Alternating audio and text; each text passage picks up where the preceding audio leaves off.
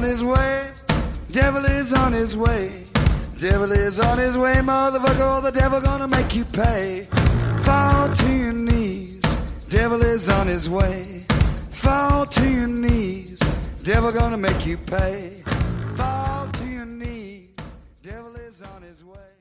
Motherfucker, he's on his... Mountain Murders is an Appalachian true crime podcast. Listener discretion is advised. The show contains graphic language and depictions of violence. It may not be suitable for all audiences. We say fuck a lot. Ready? Hey, Dylan is hopped up on a Monster Energy drink, which, by the way, they don't sponsor us, so throw us some change here, Monster Energy. And he is exceptionally Dylan-y today, so hit us with your best shot. Bring it on in. Oh my God, I feel like you're saying I'm out of control. Like I'm just, I'm untenable at the moment. Well, if the straight jacket fits, honey. Hey, how you doing? Well, I was great until I got on the mic with you. And you always manage to annoy the fuck out of me before we get started recording. So there's that. I'm Heather. Welcome back to Mountain Murders. And I'm Dylan, and you're such a good actress. Because I believe what you just said. And it was not even true. Well, you believe I have orgasms as well, so Oh my clearly God. I'm good at that. Hot takes. Episode 118. And we're a day late and $1 short here with the podcast. Instead of Sunday, we're giving you a Tuesday episode because what the fuck? Life happens, right? Well, you had Thanksgiving, been recovering in a food coma for 2 days or so. The Holiday Hell Feast, a.k.a. Thanksgiving. Oh, I want to go to that one. Oh, well, next time we'll just go hang out at my dad's. Are we starting that next year? Yeah. Holiday Hell Feast. Yeah. I think you should trademark that. Well, we've actually had that a couple of years in a row when my dad was married to his ex-wife. Like the one year that they had a big fight before everyone arrived and she threw the turkey out into the yard. And we get there and of course there's no food because she's thrown it in the yard and the neighborhood dogs are eating it. And then my dad had to like go to a grocery store that was open and buy a ham and it took like an extra 2 or 3 hours to bake the ham. Oh my God. My brother and I just like stood sadly at the sliding glass door peeking out at the yard where there's like these, wild dogs like eating this turkey. So you've been that could have been our dinner. smelling turkey cook and the house smells great, but the turkey's out in the front yard. Yeah. And the neighbor's dogs are eating it. Yeah, that's what we call the Hyatt Family Holiday Hell Feast. That sounds like fun. Well, I mean, it's just dysfunctional enough to be fun, Dylan. Yeah, Once you get over the trauma of your childhood and get into adulthood, it's really fun. no physical scars, but emotional scars. Yeah. Well, there's maybe a couple physical ones, but Oh my gosh. anyway. So That was just because I fell off the roof, and we won't get into all that. on that note, I hope everybody had an enjoyable Thanksgiving and that your turkey didn't end up in the front yard. We had a great Thanksgiving. Yeah, It was so low-key. I love that. it was quiet. No one was invited. Well, we had to do that for everyone's safety. Well, I would just do that anyway. It was small and it was savory. I have to say, after all of this ends, I'm still not going to want to see a lot of people. Well, and we're working on that. Quarantine has made me feel very happy about being quarantined. Well, I think you're not the only person leaning into quarantine. It's true. And I'm like, well, I would, but this COVID stuff. And it's a really good excuse. Oh, I would like to come over and do that thing with you for 5 hours that I'm disinterested in. But, Yeah, I mean, in the past, I would just have to be honest and be like, wow, yeah, it sounds like a really great baby shower, but I'm not coming because it actually sounds horrible. Thanks for the invite. Now I can just be like, oh, COVID, I can't. Yeah, you can be like, I traveled out of state the other day. There's no way I should be around you. I can't even believe it's the holiday season. We just had Thanksgiving. We've had a cold front move into our area. Got our first snow of the season last night. Didn't last very long. It was just a dusting. But man, it is chilly out there. Yeah. I was thinking earlier about what happens to a man's body when it's this cold. Would you like me to explain it to you? Yeah. Well, for one thing, my nips get hard. Of course, that happens to everybody. My nips, they get really hard. Doesn't matter how many layers of clothes I have on. And your scrotum actually draws up almost completely inside your body, like you're a prepubescent boy. Yeah. I didn't know about that. Yes. I probably just would have been fine if I hadn't known about that. Well, now you know this is happening. So, ladies, if you're out with your man right now and it's cold, his scrotum is probably drawn up into his body. So if you're cold, his scrotum is cold, and you should bring it inside? is Yeah. what you're saying? You should keep his scrotum by the fire. Okay. It's susceptible to cold temperatures. Great. Wow. Well, Dylan, are you ready to get into this Mountain Murders episode? I am. It has been on my list since we started the podcast almost 2 years ago. Are you sure you're not just copying it from somebody else? No. Okay. I believe you because you find stories. Okay. Yeah.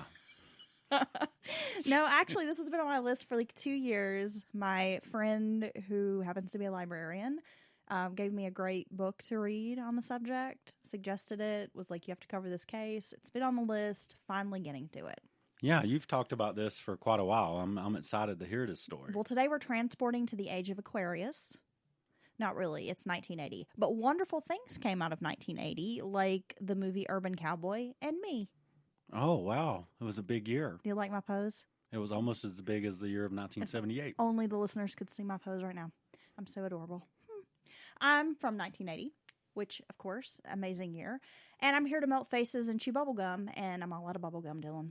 Oh, my God. How many references from the 80s can I get in a sentence? God, Roddy Piper kicked ass in that movie. Consume. They live. They Live was Evil. Okay. a documentary about today, back then. So if you combined They Live with Idiocracy, you would have 2020 Yes. in a film. Yes. A documentary. Full Gotcha. on idiotic surveillance state. Well, the reason I say the age of Aquarius is because we're going to be talking about some free-loving, free-willing hippies, Dylan. Oh, my God. Is there any drugs involved in that? Probably. A lot. And why are you trying to buy some? No, I just, I think I would have made a good hippie. Stop soliciting our listeners for illegal substances. Oh, God. It's terrible. Wow, that's, We would hate it to get acid in the mail or something. I mean, if somebody would was just to be mail horrible. us mushrooms, like really strong mushrooms, you know how dangerous that would be? Or edibles from like Colorado or Michigan or something. That was fucking horrible. That would be crazy. I Like, would just never be your friend again. if we was to put our address in the show notes, that would be fucking insane. I'm getting the vapors even talking about it, Dylan. I declare it's too much. Oh my God, if somebody in a state with legal drugs mailed us some, that would be so fucking crazy, man. That would That'd be horrible. scary. It's not like we're going to take a trip to Portland, Oregon anytime soon. No. Now, in the summer of 1980, 19-year-old Nancy Santamiro, hopefully I'm pronouncing that correctly, of Huntington, New York, and 26-year-old Vicki Durian from Iowa left Arizona, where they'd been living, to hitchhike to the Durian family farm. So the two women planned to meet a third woman, Elizabeth Jondro, and the trio was going to hitchhike to the Monongahela. I bet you said that exactly right. Monongahela. No offense to anyone who lives near that place. It's a national park in southeast West Virginia for the Rainbow Family Gathering. Yeah, I couldn't say it. Would you either. like to pause for a moment? We can actually Google how to pronounce that, and we'll come back with the correct way to pronounce. Hold Are you on, just being a sec. for real? Yeah, just pause for a Oh, moment. I was kidding. Okay, I checked. It's Monongahela. Monongahela. Monongahela. Monongahela. Okay, well, that's where they are. Monongahela State Park, which is in southeast West Virginia, and they are there for the Rainbow Family Gathering. Dylan, are you familiar with the Rainbow Family or a Rainbow Gathering? My mom had a rainbow gathering in the living room every night. What does that mean? She was smoking pot. That was the Rainbow Gathering? Yeah, but she's by herself. Well, that's not really a gathering. But I wasn't in there. Now she was a responsible parent. She'd be like, "Go to the other end of the trailer. Go open some windows or something." Okay, so you're not familiar with the Rainbow Family? No. Okay, well, the Rainbow Family is a loosely organized group. And we say loosely because it doesn't really have, like, a structure or organization. Like, no one really wants to be at the helm. Oh well, Because these are people who don't really like structure and organization. yeah, and that's funny because that would fit perfectly with this group. No one really wants to be in charge. They just want all this cool stuff they think to happen, Yeah, and they don't want to worry about logistics. right. So kind of like how you live your life, Dylan. I'm telling you, I'm a hippie at heart. It's variously characterized as like hippies, transient people, peaceful nature lovers, and some of them might even be considered ecologists. Dedicated to world peace, the group began converging on public lands in 1972. And the annual gatherings were first held in Aspen, Colorado, and they grew from the political, social, cultural movements of the 1960s. Okay. So it's like counterculture types of people. Yeah, and I'd say at this point, we're talking to 80, you're going to start getting the environmental crowds really cranking up. So I could see those two groups marrying right together. The name Rainbow signified the diversity of people who were involved, and the 1980 gathering was going to be the first time the event would be held on the East Coast. Because before this, since 72, it had been held Colorado, California, but never East.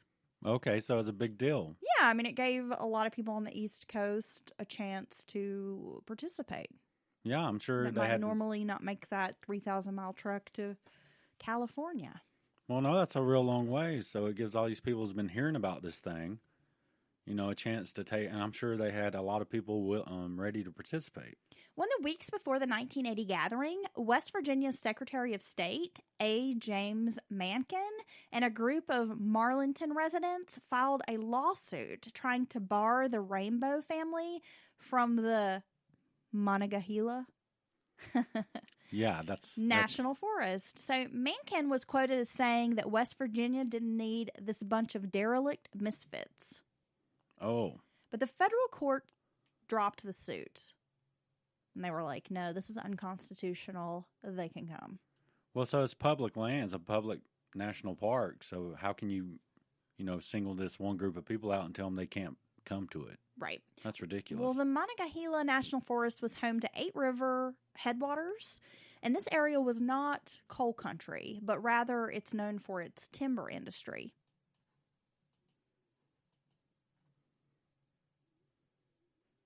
Pocahontas County, West Virginia, was incredibly rural. They only had one high school for the entire county and roughly 9,000 residents living in the whole county. That's tiny. And though West Virginia had seen its fair share of hippies who had decided to flee cities in the 70s and live off the grid, there were communes and people who wanted a homestead that just flocked to West Virginia. Probably because Mother Earth News touted West Virginia as the best place for homesteading because it was relatively affordable to purchase property there. Oh, so they're getting this big influx of people from around the nation coming there? And there was a commune called Island of Red Hood that was nearby. So it wasn't like the mountaineer folk hadn't seen like these hippie types moving into town and being around, because they definitely were there. But it was just the idea of 20,000 hippies heading to your town to camp out for a couple of weeks. I mean, this was after I don't know. Haight-Ashbury Street in San Francisco, and that spreading all over the nation in newspapers, and kids coming from all over, piling in there and actually creating, to such a degree, they created like an infrastructure problem. And so there's not enough places for everyone. It's, people every fucking where. So I'm sure these people are scared of this happening in their area. Well, and that's exactly what it was, because, again, the Rainbow organizers would find this remote location, and sometimes up to 20,000 people would show up. And though the participants meant no harm, often, as you mentioned, Dylan, there was not enough infrastructure to support the massive endeavor. You had limited camping, bathroom issues, and health hazards that were often concerns, because most of the national parks don't have public bathrooms. They definitely don't have public showers. Well, no, to this day, I mean, you're just going to find a little, kind of portable unit, natural thing. They're really gross, actually. And they don't have any running water and all those things. So if you have, tens of thousands of people all of a sudden show up to an area, where are they going to stay? Will there be enough food and things of that nature? Well, in order to set up in the Monongahela, we're going to get so much hate from butchering that word the whole time, forest, they were going to need at least 100 acres, plus parking. So, in the beginning, it was becoming like the Hicks versus the hippies kind of thing. Oh, my gosh. And I mean Hicks in the best possible way, because I am a Hick. And though some residents were seriously concerned and tried blocking the event, others were enamored by the spectacle of it all. Locals watched as groups of naked people ran through the car wash in town. Groups of muddy, dirty hippies washed their hands underneath the vegetable sprinklers in the town grocery store. Okay, see, that's disgusting. Yeah. Okay, because that's spraying down on my I mean, come on, guys. Find a sink. Find a gas station. There was a naked bluegrass band that greeted folks at the main entrance. And the camp area was meticulously clean, organized, and they had it broken down into sections like a drug-free zone, a clothing zone, a clothing optional zone, one section that was nothing but campers who were into organic foods. You know, even to this, well, I haven't been in years, but all the music festivals I went to, there's always that one little spot where, like, unofficially, there's just going to be naked people. Like be it a pond or something out of the way from everyone else. And the word would always spread, oh, you know, there's, you know, the naked spot's over by the pond. And then there stands Dylan. Well, no. Drinking a Bud Light, but as belly out. As a young... Getting a little sun on those nips. Here's the thing. Here's what happens. As a young man, you're like, oh, yeah, let's, you know, go check it out. But you know what happens in these public displays of nudity, typically? It's usually like a 90-year-old man. It is someone who don't give a fuck what anyone thinks or says or does, and it's not as hot as you think it's going to be. I have a friend who happens to be into the nudist scene and goes to these nudist camps and retreats. And from what I understand, it's not like the sexiest people on the planet there. I just can't imagine me going through my daily routine, you know, just normal daily routine naked. I just couldn't imagine what people would be forced to see. Is it because I laugh at you when you're naked? Well, that's no. No, I mean, really. Because you're just afraid there'd be like 50 of me standing around pointing, laughing. If I'm in aisle 9 in the Ingles trying to get some, you know, canned vegetables, and some guy's dropping in his can of vegetables and bending over to pick them up, I don't want to be exposed to that while I'm just trying to get some peas. You don't want to see his butthole? I do not want to see that. Okay. That's one of the worst angles in porn. The from underneath the nut well, shot. Remember there was the whole Seinfeld episode or whatever about like bad naked? Yes. The sneeze and the bending over. Yes, the sneeze. I feel like cooking naked is not sexy either. I know you better not try to make bacon naked. Right. Because that does not work out. So back to the story. Well, depending on your scene, you could find the perfect spot to set up a tent. Okay. You're the naked guy who wants to eat some mushrooms. Perfect spot for you right here. You're someone who's kind of, you know, a little more square, but just, you know, loves the whole idea of free love and music.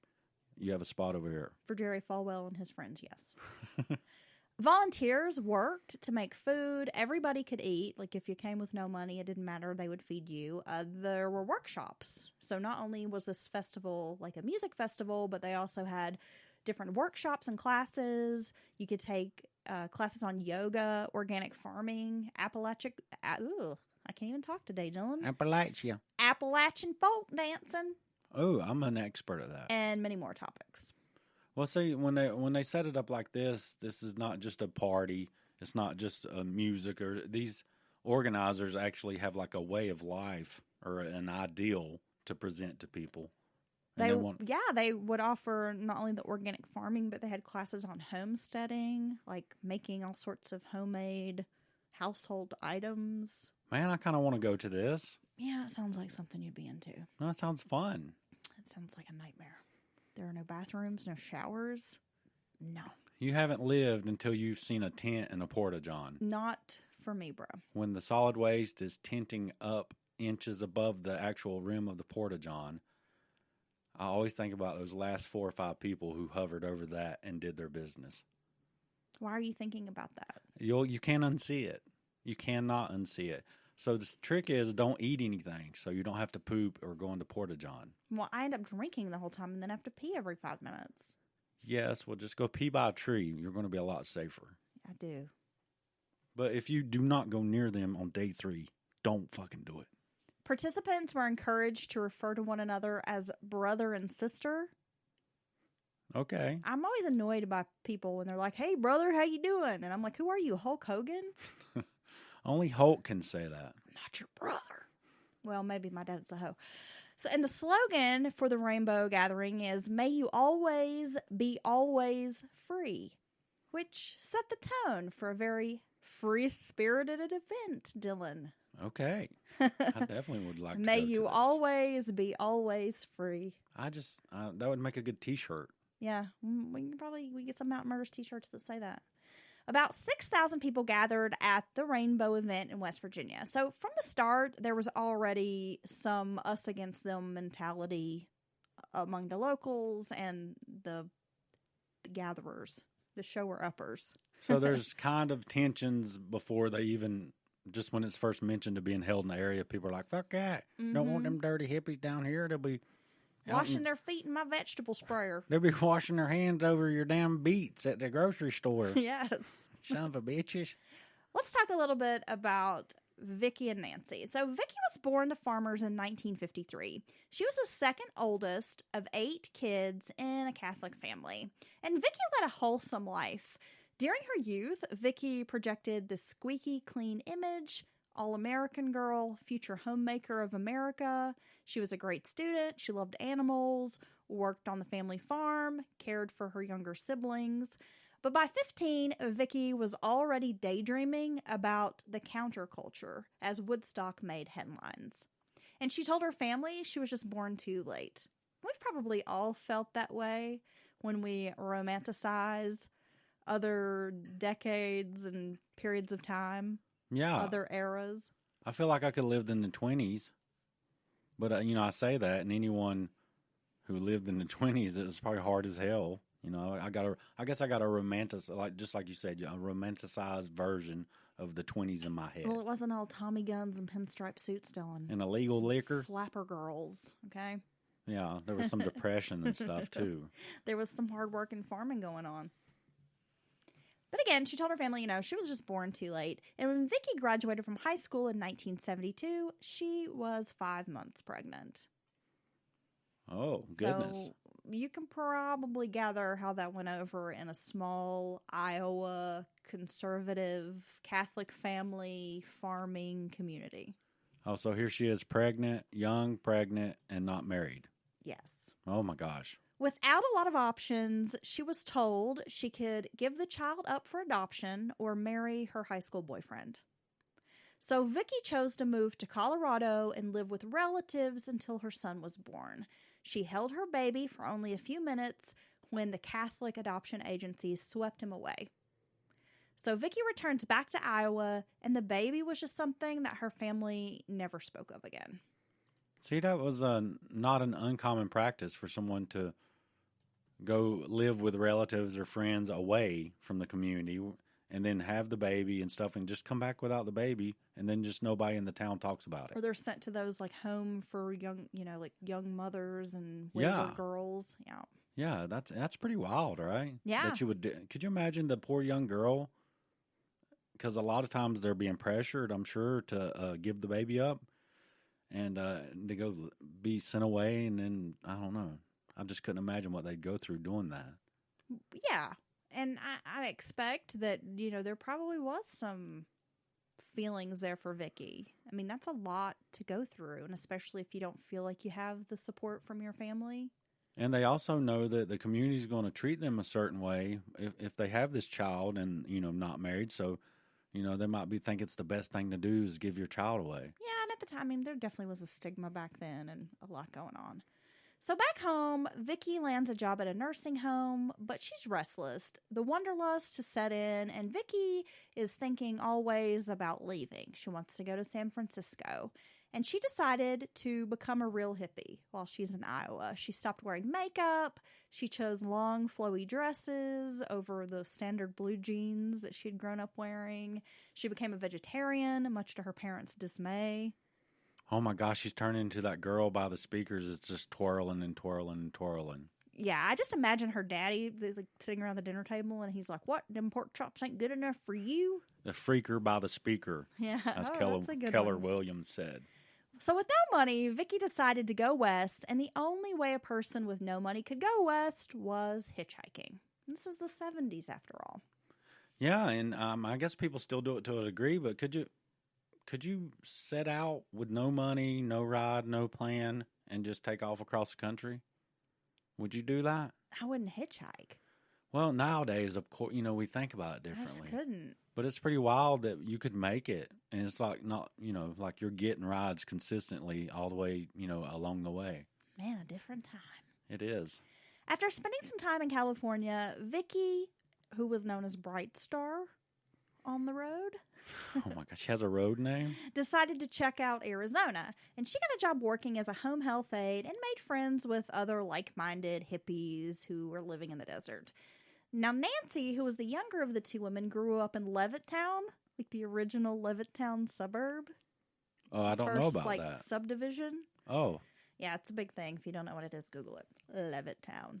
And later, she moved to Huntington, New York. She was a middle-class girl who could fit into any group. She was naturally athletic at playing basketball, but she was also artistic. She painted, did sculpture art, and her family was a little bit more traditional. She had an Italian father who believed that, like, men were to be macho, women's place was in the home, that kind of stuff, and had certain duties to their man. And Nancy was a lot like her dad. Like, she was really stubborn and set in her ways. And so, from what I gather, they kind of butted heads a little bit because she was not this, sweet, passive girl who wanted to stay at home and get married. And so he's trying to cram a square peg through a circle hole kind of thing. yeah.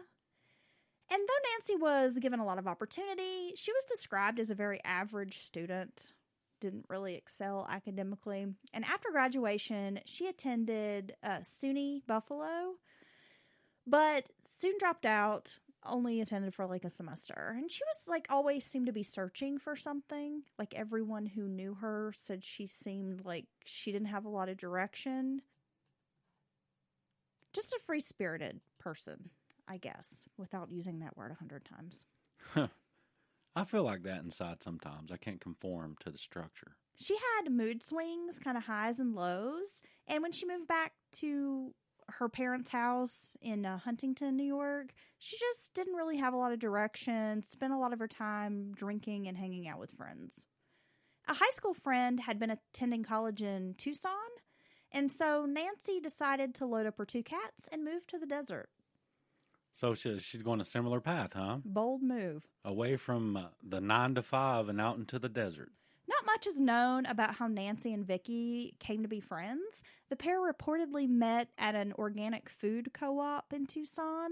They were both Scorpios, which, we know hippies love astrology, right? I've made a lot of friends at the organic food co-op. Honestly, I've met some really great people there. I've never once seen you go to an organic food co-op. It's just a part of me that you need to get to know. Well, they're both Scorpios, like-minded, and Vicki helped Nancy move into a group home in the city. Nancy was working at a thrift store. All seemed to be well. And though Vicki was experienced in hitchhiking and traveling, Nancy wasn't. And Nancy wanted to learn from Vicki. So when the two learned that the Rainbow Gathering was going to be on the East Coast, they thought this was a perfect opportunity. So they made plans to meet Liz, who was Vicki's friend, at her parents' home in Iowa. The three would make the journey to West Virginia together, and it would also give Nancy a solid road experience. Oh, yeah, so it's a perfect opportunity for him to just take off, right? So 19-year-old Nancy, Vicki's 26, so she's a little older. She's done some hitchhiking through the 70s. She's more experienced. This will be a really good trip for you to take. She's like the grizzled road warrior. Yes. She's like, yeah, kid, we'll head to the East Coast. Well, the two women made it to Iowa, where they were greeted by the bustling Durian household. And during their stay, Vicki caught up with her siblings, attended parties, really kind of made the most of her visit. And her parents told her they didn't want her to go. They urged her to settle down, move back home, stop hitchhiking, stop being a flibberty gibbet. Flibberty gibbet. Yeah. Yeah, man, that sounds like someone who has no responsibility, a flibberty gibbet. Mrs. Durian even cried, not wanting her daughter to go on this trip. And Vicki explained this would be the last big trip she was going to take, and even convinced her mother, probably not to Mom's delight, to drop the girls off at a highway ramp about 30 minutes away from the family farm. So, yeah, it sounds like they were just glad to have her back home, and they, I guess you would worry about, your son or daughter if they were young and kind of hitchhiking and whatnot. I'd be worried to death, wouldn't you? Yeah, I think that would be very terrifying to have your kids out on the road with strangers pre-cell phone days. Oh, my God. Just waiting on them to call you back home because you don't even know where they're going to be. You don't have a phone number. You don't know where they're staying. Oh, my gosh. And especially if you think about the time period, and this is their daughter, and they come from like a conservative household. Oh, my gosh. So to think of this 26-year-old unwed woman traveling alone. And look how much serial killer news has broken by 80. Exactly. All the big boys. I mean, all the whole concept of a serial killer. So every one of those stories or of any type are super sensationalized in the news and newspapers. So, I mean, my God, I didn't even think about that. On June 25th, 1980, around 9 p.m., a student who was returning to his lean-to where he lived on Briery Knob, which is at Droop Mountain in West Virginia, first saw what he thought was a couple in flagrante, but soon realized it was not a couple having sex. Oh, my God, what fancy word was that? Well, I'm just thinking it on to him. Okay, is that French? No. Was that Korean? Yes. It was your mama. That's what it was. I'm sorry. Yeah, so he sees these people in the woods, and he's thinking, oh, these people are out here fucking, right? But then soon realizes, I don't think that's what they're doing. It was right at dark, so he kind of makes his way over and discovers 2 dead women. There you go. The bodies were still warm. Rigor mortis hadn't set in yet, leading investigators to later state that they had not been dead for very long. One victim had been shot 2 times in the chest, the other 3 times in the neck, head, and chest. Neither woman had any identification on them. Officers scrambled, calling up a state trooper to come help join the investigation. The bodies were airlifted to Charleston for autopsies. And going on very little, these local investigators only knew that the bullets were large caliber and that the women had been shot at close range. So they have basically nothing to go on. And not a lot of training. And not a lot, yeah, it sounds like. In investigating homicides. This is a super rural area where this kind of thing just doesn't happen. An officer took a photo of the women and went over to the Rainbow Gatherings leader. And I use this term loosely because they didn't really have a leader. And that guy makes a sketch of them and publishes it in a newsletter, which he spreads around the festival. Wow, he's not playing around. He's got... So he does a little sketch. They think, okay, these women have to be with the Rainbow family. Nancy's sister, Kathy, was set to meet her at the gathering, and when Nancy never showed up, Kathy caught a glimpse of the newsletter and asked a friend, I wonder if that's my sister, because she's not shown up. And Kathy's friend was like, oh, no, those girls look native, because one of them had braids, like pigtail braids. Oh, my God, it was early day cultural appropriation. I guess so. Kathy brushed it off. She hopped in a car with friends and made the drive back to New York on July the 5th. Now, assuming that Nancy didn't make it or decided to do something else, Kathy didn't worry too much until she got home. And when she gets back to New York, a friend shows her a copy of a newspaper with the women's descriptions. And immediately, Kathy just has this gut feeling something isn't right. So she jumps in the car, drives back to West Virginia without telling her parents. Oh, so she just goes straight back. Now she really feels like that was maybe her sister. On July 8th, Kathy identified her sister at the morgue and helped police contact Vicki's family in Iowa. It was hard for Kathy to even identify her sister. However, Nancy was wearing a woven bracelet that Kathy recognized. Kathy then drives back to Long Island and has to inform her parents that her sister's dead. Oh, my God. It's pretty sad. That's really sad. News of the murders spread through the small mountain community, and people were terrified. Was there a murderer on the loose? Parents wanted to keep their kids home from school, and this was just not the kind of place where women were randomly murdered. On occasion, there might be a shooting, usually like 2 drunks fighting, or there could be like a land dispute or something. Or domestic. But it was so few and far between.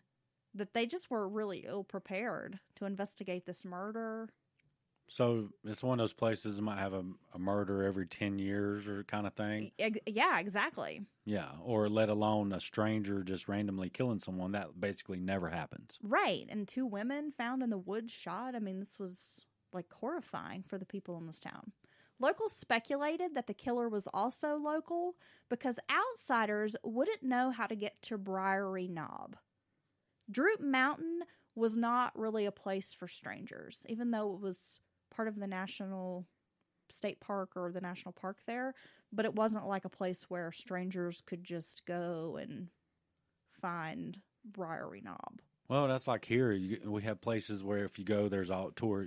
It's packed full of tourists. But then there's other places you go that only the locals know how to get back in there. Tourists typically don't find even where it's at. So yeah, every place has those kinds of places. And this road in particular was known by like hunters, trappers, and the timbermen who worked in the area.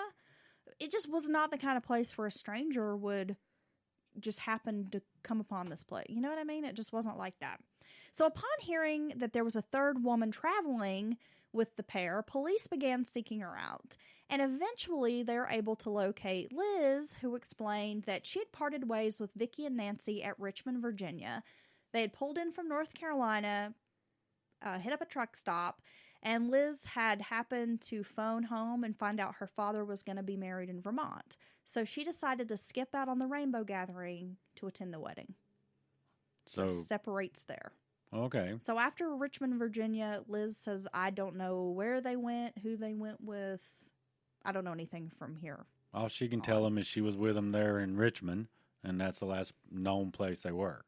The women's bodies were peppered with 41 to 44 caliber ammo. They hadn't been sexually assaulted. Nancy had been drinking. Her toxicology report showed about a 0.8, while Vicki's was like 0.01.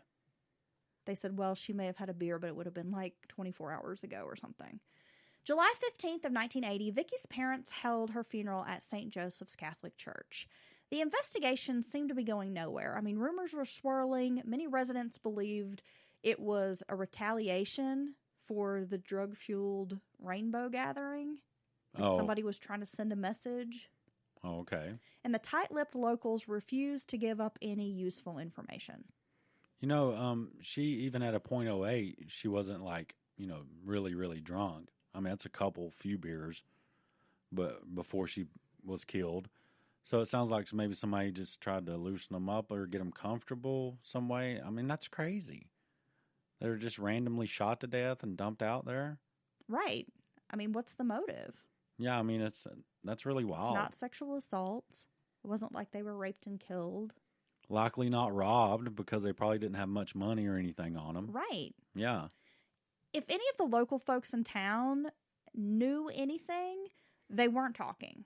And this was the kind of place where everybody knew everybody and somebody probably did know something. But no one's telling police. And the case eventually just goes cold. In the fall of 1980, some deer hunters find the women's property, like their backpacks, tents, about 60 miles west of Briary Knob, just thrown into some woods. Well, there you go. It was not until July of 1982, that 2 years after the women were discovered in the woods, that Mr. Durian received a strange phone call. When Howard answered the phone, an anonymous man on the other end said he was from West Virginia and he knew the cops who were working Vicki's case.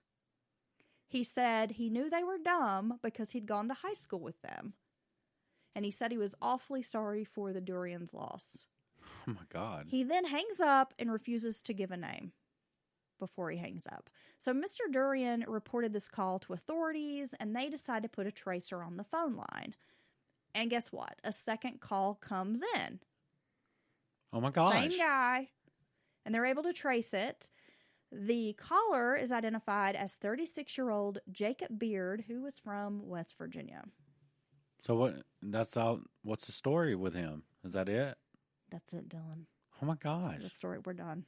Who the hell's Jacob? Time to go home. What's Jacob's deal? So Jacob Beard grew up on a farm in Pocahontas County, and unlike others, Beard's family farm was thriving, and Beard bounced around in adulthood across the South, Florida, Tennessee, eventually making his way back home to run the family farm, and he also worked part-time as a tractor salesman.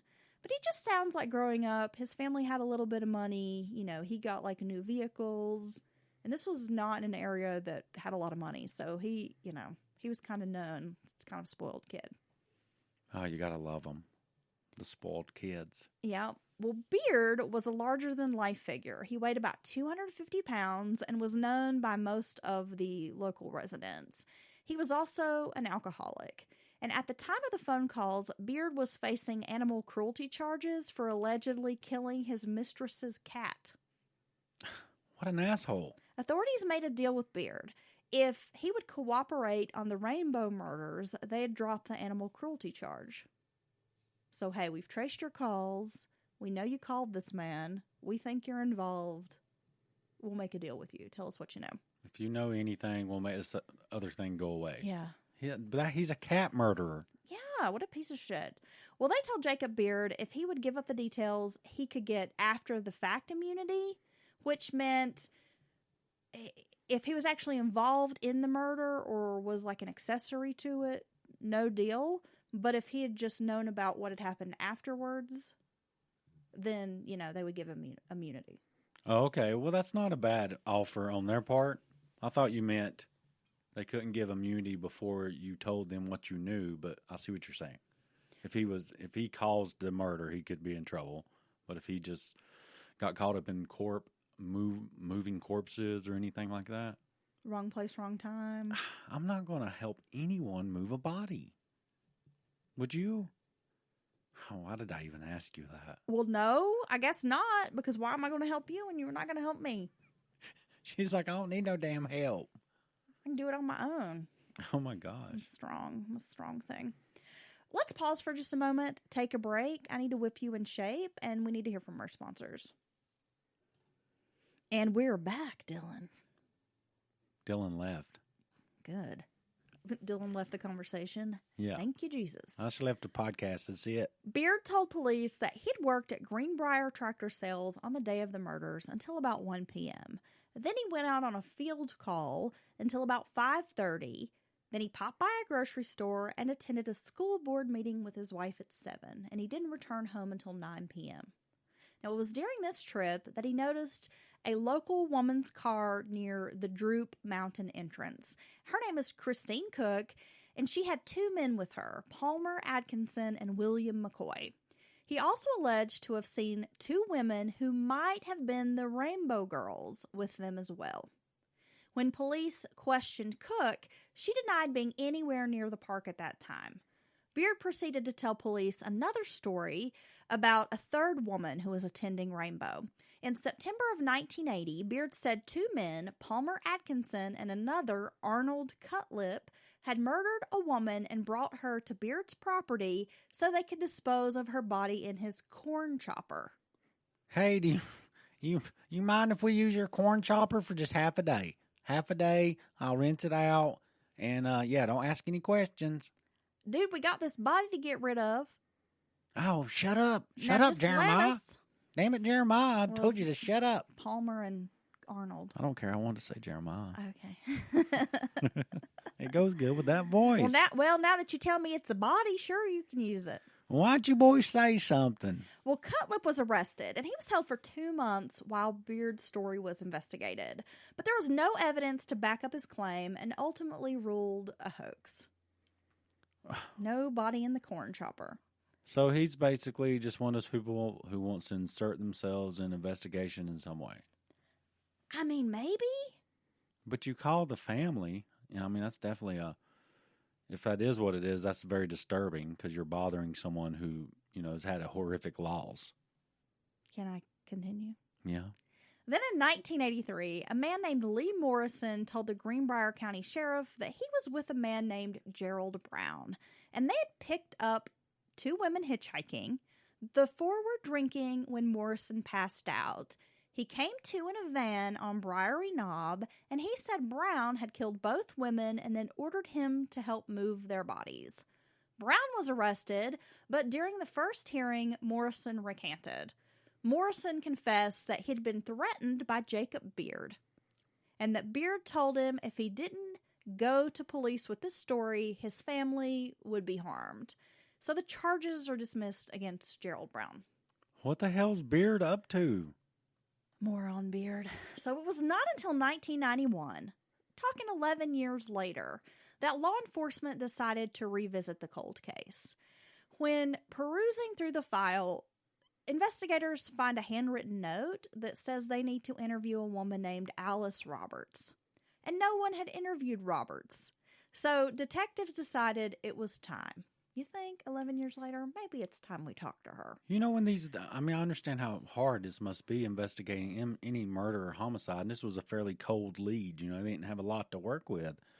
But when someone looks over these files years and years later, and they find, a lot of times that's what shakes loose. They find someone who was never contacted or just briefly contacted, and they concentrate on that person. They put some type of pressure, usually just by going and visiting them multiple times. Sounds like the Zilphia Lowry case that we covered last year. Yeah, and then next thing you know, those people start feeling the pressure because they've been living with this, you know, knowing this or whatever all these years, and they just fucking crack like an egg, dude.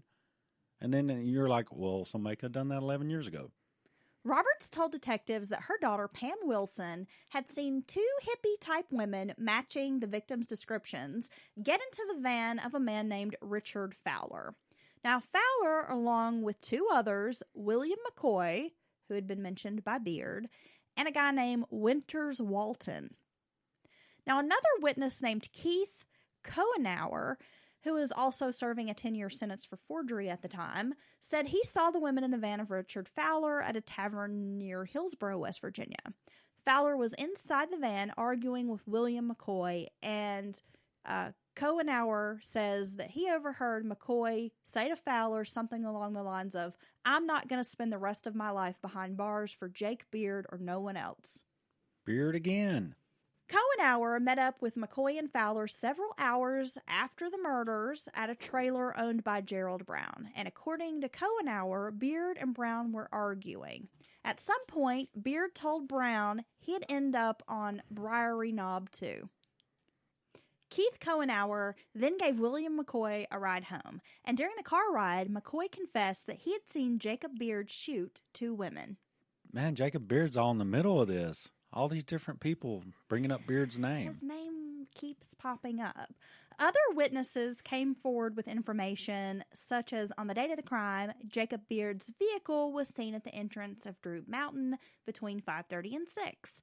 Others saw Beard's speeding car leaving Droop Mountain around 3:30 that day. Someone else saw Fowler's van being washed out in the driveway at Gerald Brown's house around 6 p.m. on the day of the murders. It's like the same names continue popping up. Yeah, my God, how did this not lead to something substantial? On April 16th of 1992, murder charges were finally brought against Jacob Beard and others, including William McCoy, Richard Fowler, Gerald Brown, Winters Walton, Arnold Cutlip, and Johnny Lewis. Lewis and Walton were given immunity in exchange for their testimony after some allegations of police misconduct came out. Like Lewis and Walton claimed they were pressured into, giving a confession, that kind of thing. On January 13th of 1993, Beard, McCoy, Fowler, and Cutlip were indicted again for the murders.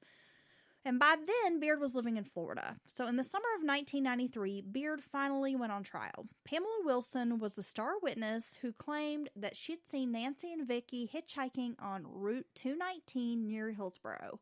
She watched Fowler, Walton, and McCoy pick up the women in the van. Walton would corroborate this testimony, stating that the men picked up the women for sexual purposes. He claimed that the three saw these hippie women as having loose morals and would likely engage in sex. So they drove the women to Brown's trailer. They said they had to go pick up a paycheck. And while they're at Brown's trailer, they had some drinks and someone brought out marijuana. Oh, my God. They drove to Droop Mountain, eventually parking where some others were hanging out drinking, and the men began plotting how they were going to get these women alone, and someone suggested they go to Briary Knob. Briary was on the way to the Rainbow Gathering, but as the women were being taken into this more isolated area, they started to complain, and one of the women threatened to call the police. When they reached Briary Knob, they were met by Jacob Beard, Gerald Brown, Johnny Lewis, and Arnold Cutlip, who owned a trailer nearby Briary Knob. How's she going to call the cops in this day and age?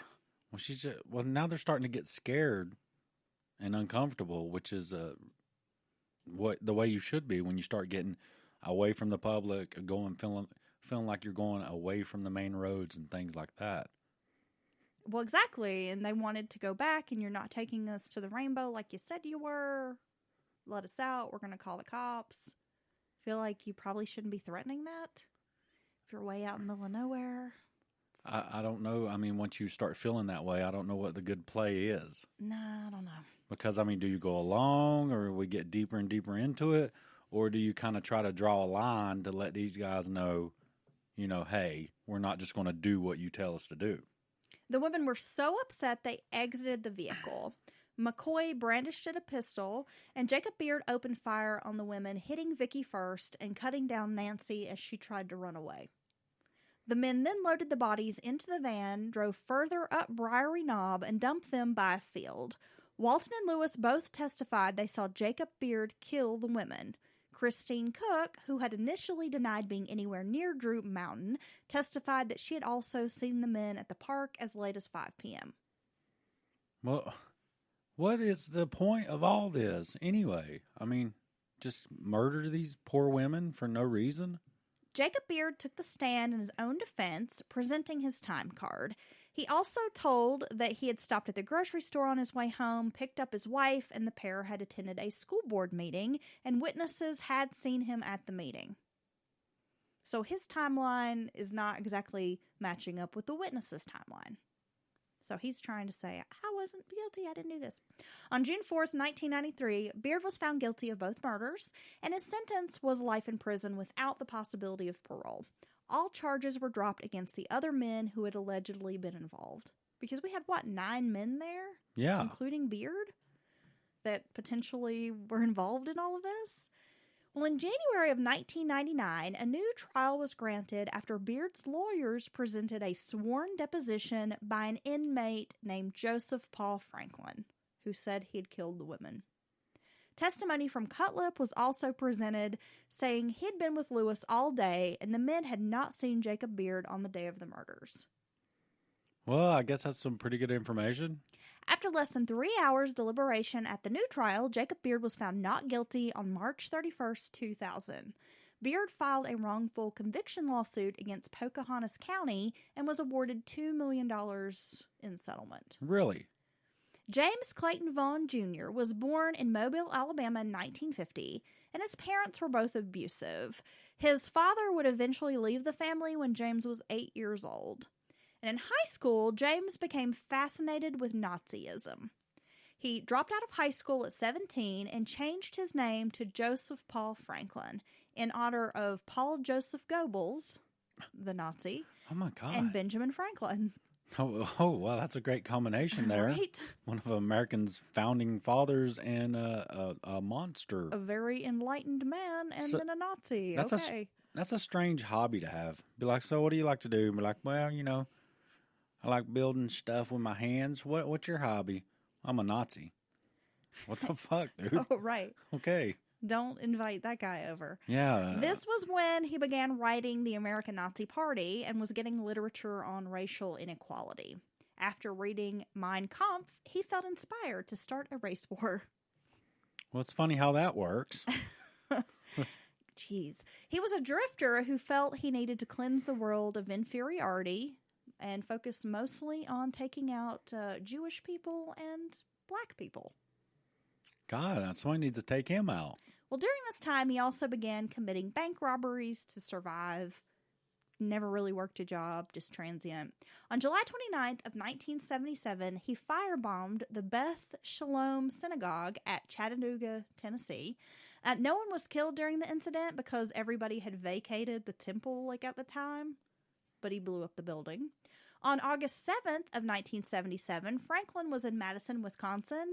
He encountered a young interracial couple, Alphonse Manning Jr. and Tony Schwinn, and he shot them dead at the East Town Mall. Simply because he just didn't like the fact that they were an interracial couple. Damn, this guy's a monster. A few months later, on October 8th of 1977, he staked out Brith Shalom Nezith Israel Synagogue. Don't at me. This is outside St. Louis, Missouri. He shot and killed a 42-year-old man named Gerald Gordon and wounded 2 others. This guy's out of control. Synagogue. Now, according to his own admission, on March 6th of 1978, he claims he shot Larry Flint, publisher of Hustler magazine in Lawrence, Georgia. Franklin said this was in retaliation for Hustler displaying interracial sexual images. And he was never charged in Flint's assassination attempt. You think it was really him? Who the fuck knows? Because this guy is wild and out. Well, I'm saying some the other, firebombing synagogues that he don't know who's in there or not in there, and killing anyone he happens to see that's mixed race or interracial couples. I mean, this guy's freaking totally out of control. On July 29th of 1978, Franklin murdered Bryant Tatum, a black man, and shot his white girlfriend, Nancy Hilton, although she survived. He confessed, pled guilty, and was given a life sentence on this charge. And he confessed to this, later. In 1980, he claimed to shoot activist Vernon Jordan after seeing him with a white woman in Fort Wayne, Indiana. He also killed cousins on June 8th of 1980, 14-year-old Daryl Lane and 13-year-old Dante Evans Brown in Cincinnati, Ohio. June 15th of 1980, he killed Arthur Smothers and Kathleen McCullough in Johnstown, Pennsylvania. Smother was black, McCullough was white. Then, according to Franklin, on June 25th of 1980, he killed 2 hitchhikers, Nancy and Vicki, in West Virginia. Now, according to him, he picked up the women and decided to kill them after one mentioned she would date a black man. So they're just having casual conversation, and it's like, yeah, right. I don't even believe this guy. So he confessed to the murders of the Rainbow Girls in 1997. Then on August 20th of 1980, he killed 2 black men in Salt Lake City, Ted Fields and David Martin.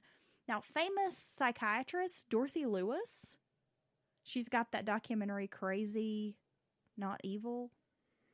Oh, is that the HBO documentary? The new documentary? Yeah. Isn't that what it's called? Crazy Not Insane? Crazy Not Insane. That's it. Man, that's a very interesting documentary, too. Well, she interviewed him, and she stated that he was unfit to stand trial because he was a paranoid schizophrenic.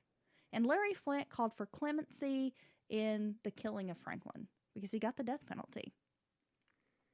So, is Larry anti-death penalty? Well, I don't know if Larry Flint is anti-death penalty, but he just said he didn't feel good about the government condemning someone to death. I guess he just didn't, I don't know. Well, I think he has real strong feelings about the government making decisions for people or about people. So, yeah. Okay. Yeah, so I don't know if it's so much anti-death penalty as that Larry Flint is just, I think, anti-establishment. Yeah, I'm not sure. But he said even if Franklin had actually shot him and paralyzed him in Georgia, he still didn't feel like he should get the death penalty. Okay. But he was put to death on November 20th of 2013 in Missouri. However, now I should mention this. Franklin came up with several schemes to try and get himself out of prison or off death row, so his confession might not be on the up and up. He confessed to killing Rebecca Bergstrom in Monroe County, Wisconsin in 1977, and this was a cold case that baffled authorities, but they would not allow him to stand trial for the crime. So, basically, as far as the rainbow killings go, you think he may have lied about that. But if he did all that other stuff, any of that stuff, he should be put to death, in my opinion. He finally realized that he couldn't get a deal to, get himself out of prison by making some sort of deal.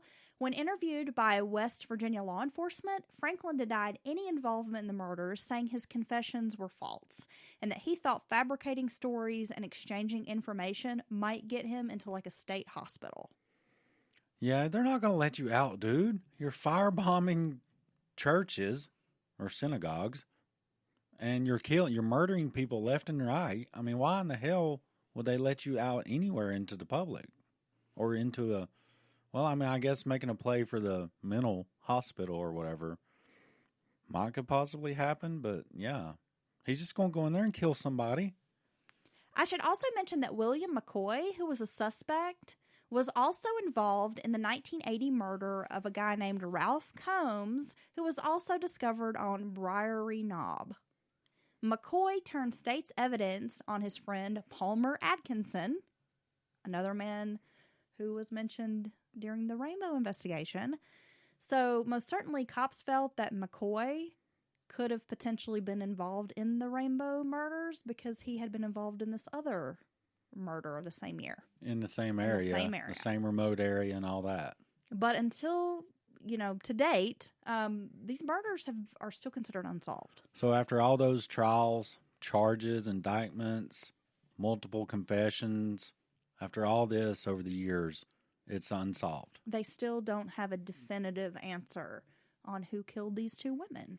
What do you think maybe... Or why they were killed. I mean, it just seems like there was no motive. So all these other people on Jacob Beard were bringing his name up, putting him in the mix. He had put himself in the mix to a degree. But then it turns out he felt like he had a strong alibi. And so he was found guilty, served some time, actually in prison, and then was let out. And it didn't take that second jury very long in deliberating and find him innocent. I mean, what do you think? Do you think some of these people has been drugged into this? He was let go on and new trial on this confession by this other man who is a paranoid schizophrenic who was known to have made multiple false confessions. Yeah. Do you think Jacob Beard maybe got lucky? Well, Dylan, they say where there's smoke, there's fire. But then he sued. And I'm not saying that he's guilty, but his name keeps popping up, and I find that interesting. But then he also sued and won a large settlement as far as suing for wrongful conviction or imprisonment. And you think that those would have to have strong facts as well. I mean, I don't know exactly how that plays out. Or if they just go off the strength of, the second jury, I don't know how, but it seems like it gives him more credibility to having been wronged and not involved. See what I'm saying? Yeah, I do see what you're saying. Because it would take some, beyond one fluke confession or something to, get you out of the penal or, out of prison. But then, they're like, yeah, you've been wronged, and I don't know. I just find it interesting that it's this group of men. You got about 9 people, the same group, the same names. Various people coming forward with accounts of these groups of men being involved. I don't know. I just feel like where there's smoke, there's fire. There's got to be some reason why their names continue to come up when we talk about the Rainbow murders over the years. Yeah, I think in that group of people, and somebody definitely was involved and knows more. But it almost seems like people were trying to, tell or dial out someone else for doing it, even though they seem to be involved. Like Beard putting those people, naming those people and saying he's seen the car and all that stuff. Now, reasons why I don't think Franklin was involved is the one, this doesn't fit his MO. It's 2 Caucasian girls. They're not it's not an interracial couple. They're not Jewish. They're not black. And he claims they just in casual conversation, which someone like this guy might ask those types of questions. Honestly, well, would you ever date a black guy or whatever? And, but didn't you tell me there was her friend said she had never been interested or dated black guys, right? Well, there was some conversation when they were talking to Franklin, and he did say, well, it came up in conversation. And when she told me she dated black men, it made me angry. And I knew I had to kill them. And I believe that he was talking about Nancy, but then one of Nancy's friends was like, she's never, that's not something she would say because she's never like she's never dated black men. Right, and it seems like something weird to even come up in conversation. And I didn't even mention that in the story because it's like kind of hearsay. I mean, who really knows? But I just don't think that Franklin was, I don't think his confession was legit. It just doesn't fit his MO. On top of that, I mean, he's transient. So he's driving through West Virginia and just happens to find this very remote location on Briery Knob that only seemed like a place that locals knew about. He just so happened to find this spot and knew that was a good place to dump a body or bodies. Well, see, that's the other group of men are locals, and the story of them, how they ended up out there with the poor women, makes more sense. You know, a local taking them deeper in the woods, further off the beaten trail, and then once they, you know, started complaining and stuff, it just kind of got out of control, and they shot, you know, whatever they had in mind. That makes way more sense than some random transient guy not from the area, you know, and yeah, that doesn't make sense. Franklin having done it and put them there. Yeah, I mean, the other his story just doesn't make sense to me the way that the other stories make sense to me. They seem more probable. We don't know what the truth is, but it just seems speculating. Like you could take little pieces from everyone's story, I think, and maybe get the real truth. You know what I'm saying? Possibly. It seems like everybody was trying to deflect blame or minimize their participation. Yeah, possibly. I mean, it's just such an interesting case, and the fact that it's been unsolved for 40 years, and at this point, of these 9 men who were part of the accused, these local men, the majority of them have already passed away. Well, yeah. And then her family, probably the same, similar, you know, parents having passed away and all that, never knowing what happened to their daughters. So, I mean, that's as sad as it gets, really. It's just such an odd circumstance. You almost have like the perfect mix for a perfect getaway with murder here. You've got this gathering, this rainbow gathering happens. So you have this influx of strangers in town. That's a huge distraction. And because these people are in town, if someone involved with Rainbow had been the murderer, well, they were in and out of town so fast. Well, yeah, I mean, that's another option. It was someone totally not ever brought up in any of these conversations. And they literally got away with murder. And plus, you have these girls. They're going to this place. They're not local. They don't know anyone. They're hitchhiking. Really. They're hitchhiking. They're going along with this every, you know, summer of love mentality. You know, maybe trusting people a little more than they should. Getting in cars with strangers. So it was the perfect recipe for this horrible thing happening. And you have this super remote location where the local law enforcement is not on the up and up as far as the, you know, cutting edge of homicide training. Right. In this tiny town. Oh my God. So it's just like, wow. I mean, I don't know. The whole combination, I mean, it does make for getting away with perfect murder. Can we get the movie rights for this? It would make an interesting movie, right? We're going, yeah. Hollywood, call me. We're going to name it Getting Away with Murder. We could. It's just so sad, especially when you look at these women and their lives, and they really wanted to embrace that mentality, as you mentioned, Dylan, summer of love, and probably were very trusting and loving and just wanted to spread like a positive message. See, that makes this it optimistic outlook on life. That's makes it even just more to be sad. Taken because so early. It's really sad. Oh my God. It's really sad. But no, to know that that's basically what these girls were thinking and how they felt, this good vibes man kind of mentality. And then they come upon some monster somehow and were murdered. Or monsters. Yeah. And then their family never got any closure, and no one ever got any real answers. The community didn't get closure either. Unsolved cases are really it just leaves a troubling. hole in the whole entire anyone connected to it or around it. Well, it does, because this has been unsolved for so long, and the writers, which I'm going to get to the resources that I used today, described it being a situation where it kind of pitted neighbors against neighbor. Like, everyone was kind of looking at one another like, are you guilty? Did you do this? Because the local people truly believed it had been a local person responsible. So well, they I were think all just kind of secretly judging each other. Well, for good reason. That's like that story of gosh, it was, 2017 or so? Those two girls on that bridge, that railroad bridge. Oh, the Delphi? Delphi murder. Yeah. Yeah, the way it did that small community, because, many people thought it had to be someone local to be out there like that for those girls to trust them. And, then they get a description, and it's a really generic description. It's like 90% of the men in town fit this description.